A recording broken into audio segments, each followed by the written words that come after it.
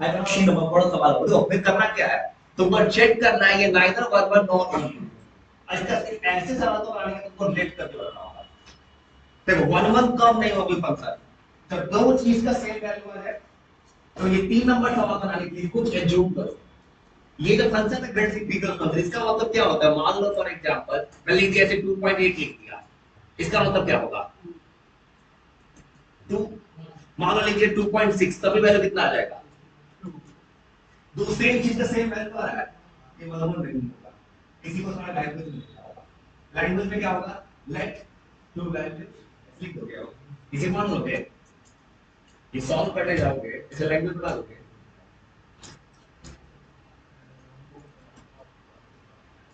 मान लो यहाँ फंक्शन दिखा रहा है ग्रेटेस्ट ऑर्डर और x 2.8 है, x 2.8, इसका मतलब क्या होगा 2.8 का ग्रेटेस्ट इंटीग्रल लिखोगे, इसका वैल्यू कितना आ रहा है 2, सेम तरह से x का दूसरा वैल्यू ले लिए, x1 x2 भी कर सकते हो, x2 को ले लिए 2.17 ले लिए, तो 2.7 से लिखोगे, तो ये भी चैप्टर में फॉर्मूला का नहीं है, ऐसे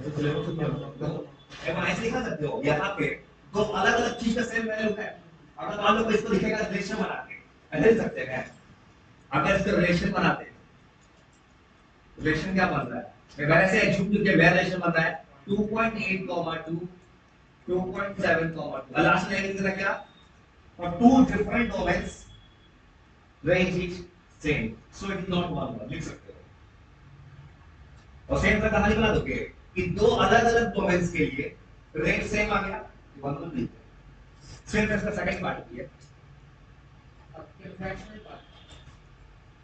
लिख सकते हो फॉर इसका लैंग्वेज लिख देना, और two different domains range same है, बस लैंग्वेज प्रॉब्लम है चैप्टर में, कुछ नहीं भाई, कोई सवाल ना होना नहीं है, रेंज सेम है, हां तो रेंज सेम आ रहा है, लिख रहा है नॉट वन, तो चेक करना तो भी नहीं है, हां वन वन मतलब होता है कोई एक का एक से रिलेशन, जैसे मान लो कि वन का टू के साथ, टू का थ्री के साथ, तो ऐसा ना हो कि दो अलग अलग चीज का सेम रिलेशन आ जाए, एक का हिस्सा एक के साथ, ये फंक्शन तो है, और फंक्शन इसलिए है क्योंकि दो डोमेन सेम है, ये फंक्शन है लेकिन फंक्शन वन वन नहीं है, और सेम का साइड सवाल का सेकंड पार्ट, सो का डाउन टू नहीं है, ऑन टू का कंडीशन क्या है, कोड डोमेन है इक्वल ना, देखो इसका कोड डोमेन क्या है पेपर में, रियल नंबर, रेंज क्या आएगा, रेंज देखो तो ऑलवेज एक इंटीजर आएगा, लो अभी मैं तुम इसको सॉल्व करोगे, कोड डोमेन में तो पॉइंट वाला नंबर नहीं आ रहा है, इसमें पॉइंट आ ही रहा है, लिख रहा सेम कहानी, बस कहानी लिखना चाहते हैं भाई, कहानी बना ली तो सेम में कहानी लिखोगे, इसका कोड डोमेन है आर, इसमें तो पॉइंट भी आता है, खाली का रेंज कितना आ रहा है, देखो तो रेंज लिखा हुआ है, रेंज खाली एक इंटीजर आएगा, अब डेसिमल वाला पार्ट तो आएगा नहीं, रेंज खाली क्या है जेड, मतलब इंटीजर, ये है रियल नंबर, बस लिख देना कहानी, लास्ट में क्या लिख देना, 4 domain not equal to range, same होगा आने वाला 4 नंबर, सेम कहानी 4 में भी 4 भी सेम करवा सकते हैं, 4 domain not equal to range, range की इक्वल नहीं है, और सेम का सेम आई 4 बना सकते हैं, ओनली सेम 100% सेम है, ये भी कायदे को याद रखो, तुमको वन वन को कहते हैं इंजेक्टिव, और टू को कहते हैं सर्जेक्टिव, और दोनों को कहा जाता है बाइजेक्टिव, बस बेसिक सेम तो सेम कहानी है, सेम तो बना दो फॉर्म को से, मॉडुलस फंक्शन क्या है, मॉडुलस का वैल्यू ले लो माइनस वाला, लिखोगे -1 का वैल्यू भी 1 आएगा, +1 का भी 1 आएगा, दिखा दो नहीं है सीधे, तो सेम तो लिखो भाई, दिखा पे सवाल लिखा हम सवाल करेंगे, 5 नंबर 5 वाला सवाल तो प्रिंटिंग बुला है, वैसे का 4 लिखो तो 5 नंबर का निकल, अब जब देखना सकते हो मॉडुलस दिया है, लिखोगे -1 दोगे तब भी 1 आएगा, +1 पे 1 आएगा, तो अलग दिखा नहीं था कि दो अलग अलग डोमेन में सेम है, इसलिए ये 1 1 नहीं, और टू क्या लिखना, इसका कोड डोमेन क्या है, रियल नंबर, रेंज है तो हमेशा पॉजिटिव इंटीजर आएगा, मॉड में नेगेटिव तो होता नहीं है, दिखा दो एक बार भी हो गया तो उसी तरीके से लैंग्वेज लिटरेसी को कोशिश करो थोड़ा मैं सॉफ्ट लिख दूं नहीं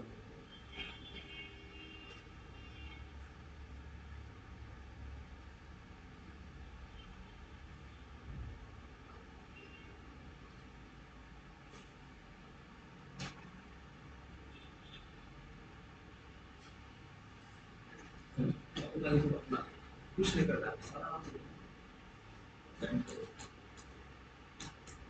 सेकंड तरह से कोड में लिख अपने मन से कोड में लिख सकते हो या कुछ भी मन से लिख लीजिए जैसे मान लो -1 देंगे तब भी आएगा -1 का मॉड 1 +1 ले लो तब भी आएगा 1 का मॉड 1 लास्ट में लैंग्वेज लिखना अपने मन से कि -1 और 1 दोनों के लिए सेम वाला है लिख दो लैंग्वेज ना बस हो गया सेम तरीके का इसका वैसे तो 5 नंबर समान सेम तरीके का इसका कोड होगा ऐसा सवाल का कोड डोमेन जो होगा रियल नंबर है अच्छा रेंज आ रहा है मतलब पॉजिटिव इंटीजर आ रहा है और इसमें ऐसा पॉजिटिव नेगेटिव दोनों है जीरो का क्या पॉजिटिव होगा जीरो ये तो अलग फैक्टर होगा इक्वल नहीं है और सिर्फ 5 नंबर सवाल ऐसे है अगर प्रिंटिंग एरर लिखा है इसमें 5 नंबर का सवाल ऐसे दिया है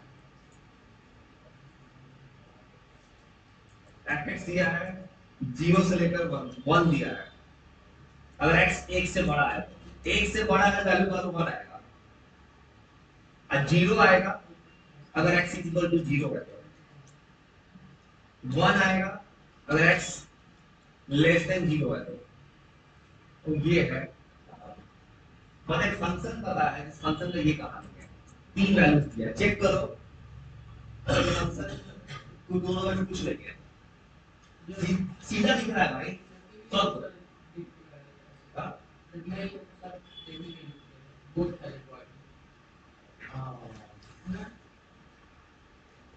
उसमें पूछेगा सेंटर बना दो लिखोगे 0 से बड़ा कोई हो तो ऐसा लगो ऐसा वाला 1 नहीं है 0 से बड़ा बना तो कोई ना उठा लो और 1 उठाओगे तब भी 1 आएगा आंसर 2 उठाओगे तब भी आंसर आएगा 1 ये बोलोगे 1 नहीं है सेम तरह लेस में सोच सकते हैं लेकिन इसको मान लेस में माइनस में रखोगे तब भी 1 आना है तो अलग अलग वैल्यू जा रहा है और कुछ नहीं है लॉजिक है तो सब है तीन नंबर क्वेश्चन और ये जरूरत नहीं है रेंज सेटिंग का दो इसमें ऊपर 3 नंबर 3 नंबर मैंने एग्जांपल जो के होगा 3 नंबर से करेक्ट वो नंबर में रेंज क्या है सॉल्व करोगे ये इंटीग्रल फंक्शन है तो हमेशा कभी डेसिमल वाला पार्ट तो आएगा नहीं 1.1.2 तो आएगा नहीं ना तो कोड रेंज कितना आएगा खाली नंबर आएगा परफेक्ट 1 2 3 प्लस में या माइनस में अब कोड में क्या आ सकता है रियल नंबर कुछ भी हो सकता है रियल नंबर के कोड में क्या आएगा एक डेसिमल वर्ड भी आ सकता है रेंज क्या आएगा खाली इंटीजर आएगा तो इक्वल आ रहा है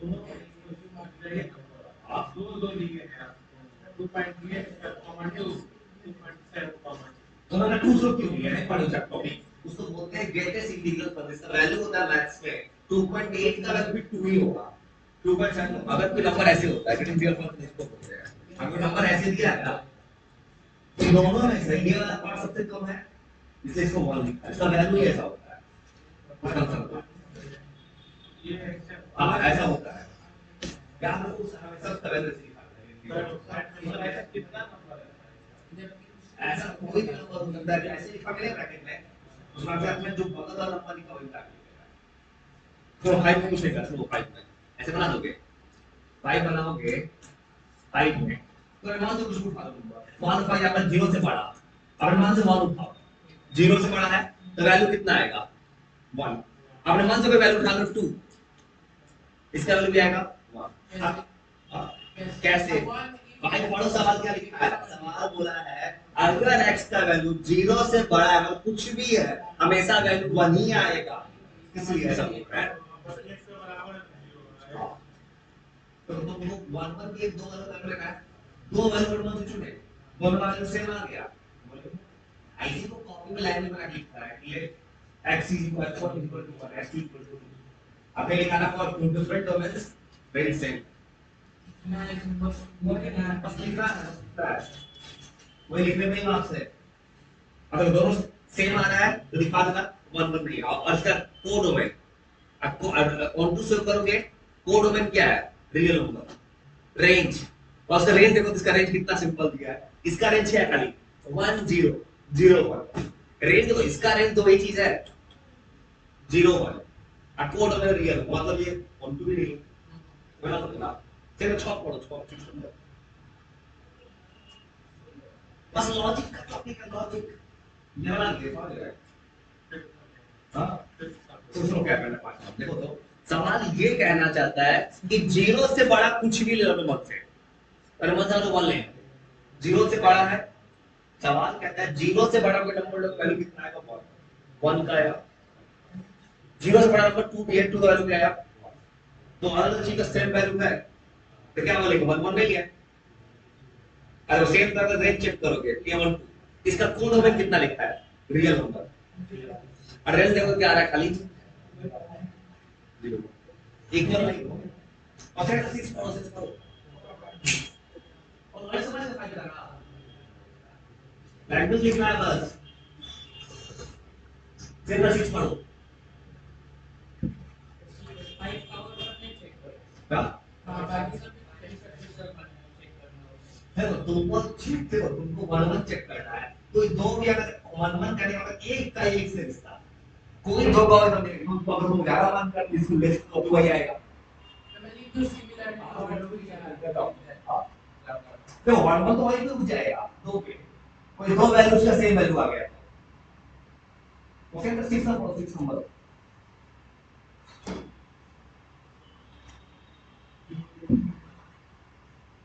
और लैंग्वेज लिखना है।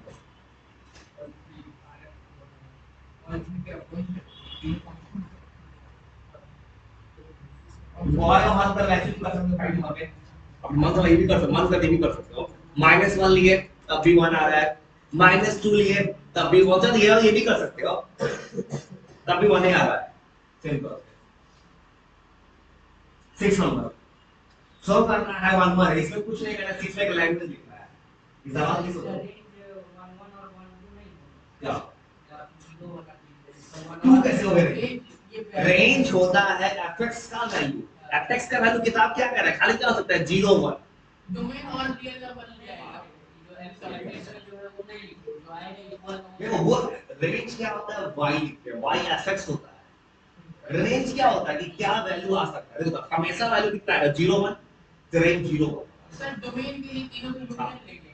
अरे डोमेन अगर पूछेगा, डोमेन तो सीधा बोल रहा है कि कोई भी नंबर हो, कैसे हो सकता है? नहीं पहले भी लिखा है x, नहीं डोमेन लिखोगे ना, पूरे फंक्शन का डोमेन एक साथ लिख दी होगा। डोमेन सीधा रियल नंबर, क्योंकि डोमेन 0 भी है, हां वही मैं कर रहा हूं, एक 0 से छोटा भी नहीं पड़ा, तीनों का यूज लेंगे पूरा रियल नंबर है। और रियल नंबर डिफाइन है भाई, देखो तो 0 से इक्वल भी है, 0 से बड़ा भी छोटा भी है, डोमेन रियल नंबर है। और 6 नंबर 6 को पूछेगा आंसर होगा तो सवाल देखो हो गया, कौन पढ़ जो 6 नंबर गया है। एक लैंग्वेज लिखो बस क्वेश्चन में, लैंग्वेज 1 1 का कंडीशन क्या? एक से एक का हिस्सा। तुम क्या लिखना? सवाल उतारो, उसके चेक करो, एक answer one for every domain in A there is single range in B. देखो दोनों एक एक हिस्सा लिखता है, 1 का 4 से, 2 का 5, 3 का 6 से, तो किसी एक से हिस्सा में क्या होगा? 1 1। इसी को लिखना होगा लैंग्वेज का। लैंग्वेज के जवाब पेपर में पहला वाला क्वेश्चन लिखा, क्वेश्चन उतारो, given function is a equal कितना b आपको पूरा होगा, दो तीन लाइन उससे बढ़ेगा, तो लिखो जब ये पता गिवन देकर लिखना पड़ेगा ओके। अब उसके बाद वो क्वेश्चन उतारने के बाद लिखना है, बाद का लिख रहा हूं भाई, इन द गिवन फंक्शन। तो क्वेश्चन उतार के फिर उसके बाद कुछ लैंग्वेज लिखेगा फॉर एवरी डोमेन इन ए। सारा डोमेन ए से आ रहा है, तो बस लैंग्वेज लिख रहा हूं मैं।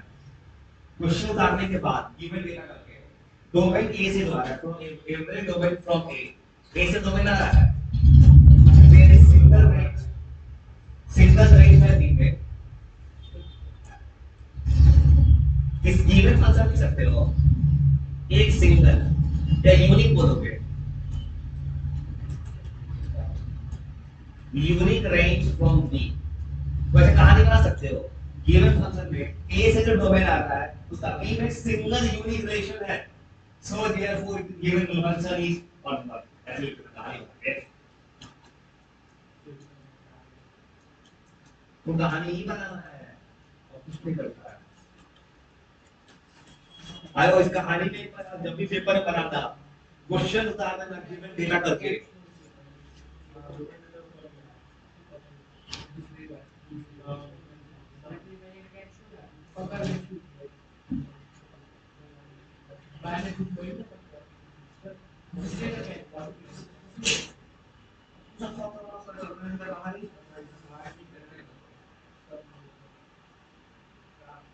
Okay, the 7 number seven.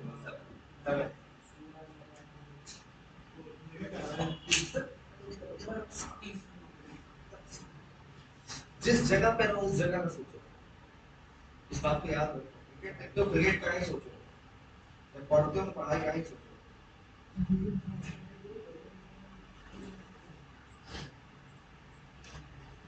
पहले तो 7 सोचो, सोचो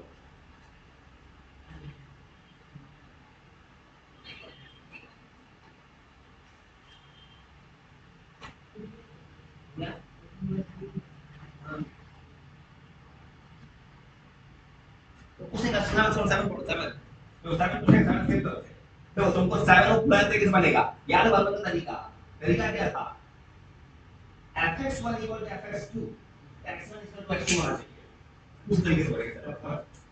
7 नंबर में एक तरीका था कि fx1 fx2 को इक्वल करते थे, उस तरीके से 7 नंबर, तो 7 नंबर ऐसे बनेगा। 7 का फर्स्ट देखो, जब भी सवाल बनाना तुम क्वेश्चन उतार लेना, तो मैं फंक्शन से बनाना होगा। देखो तुम ऐसे बनाना था कि fx1 किसके इक्वल करना था, 2 के। इसका ये करने का मतलब सेंस क्या होता है ना कि मैंने पहले से रेंज को इक्वल किया, अब दोनों में सेम अलग अलग आना चाहिए, डिफरेंट। अब इसको सॉल्व कैसे करोगे, 3 - 4x1 इसको तो 3 - देखो तो ये पूरा कट जाएगा, यहां से x1 x2 इक्वल आ गया। और ये कब हो सकता है, फंक्शन क्या हो और इसलिए तेरा फंक्शन बनना है। आप पूछा भाई जब पेपर में बनना चेक करो,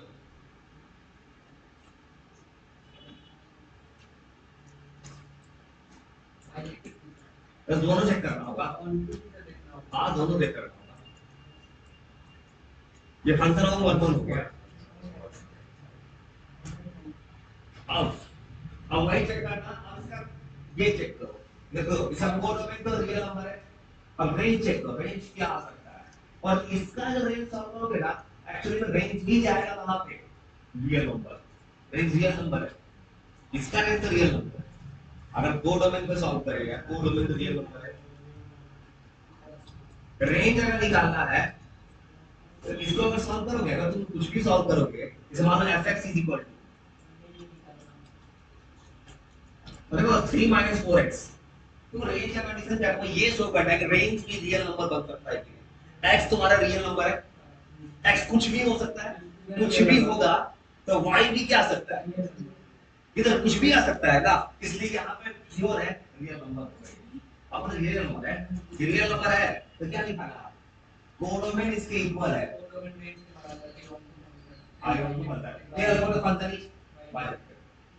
और सेम का 7 का भी बना है, और 7 का भी सेम तरह से इसको भी बना सकते हैं। देखो इसमें चेंज क्या आएगा, ई अगर सर कोडोमेन रियल नंबर है तो इसी देखिए रेंज में रियल नंबर है, क्यों हो रहा है सवाल ये देखो, यहाँ से क्यों होता है, यहाँ इसलिए हो रहा है x तो रियल नंबर है, 0 1 2 3 फ्रैक्शन कुछ भी नंबर रखोगे, ये भी तो कुछ भी नंबर आ सकता है।